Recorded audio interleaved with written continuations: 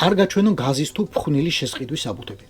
არ გაასაჯაროონ ბრძანებები, რითაც ბორიას მილიცია მოქმედებდა.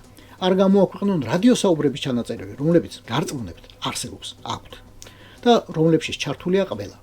ზემოთ სულ ცოტა შინაგან საქმეთა მინისტრითა და სუსის უფროსი დაწყებული და ქვემოთ ალბათ ბოლო ტიტუშკები დამთავრებული. და ვიცნობთ რა პროჭორილელთა ხროვის ინსტინქტს შეგვიძლია სრული დარწმუნებით ვთქვათ, რომ არის პრემიერ-მინისტრად წოდებული ორგანიზმის ჩანაწერებიც. კარგად თუ მოგეკავთ, ბორინკა რადონის ხმასაცა და ინსტრუქციებსაც აუცილებლად მიარნებთ. BBC-ს გამოძიება ახლა საუკეთესო საბაბია ოპოზიციისთვის, რომ ხმა მიაწოდინოს მსოფლიოს და საუკეთესო საბაბია მსოფლიოსთვის, რომ მოусმინოს საქართველოს, იმოქმედოს. ეს უნდა დაედოს უპირველეს საფუძვლად მომავალ სანქციებს პროჭორილელთა წინააღმდეგ. ეს არის ყველაზე აშკარა, რაც ბორიას რეჟიმს რუსეთის, ბელარუსის, ჩინეთისა და ირანის რეჟიმების რიგში აყენებს. კუდი ძაღლის არ განემართების, არცა კირჩხიბი მართლად ვალს, არცა ქოცი დაუტევს მტრობას ქვეყნისას.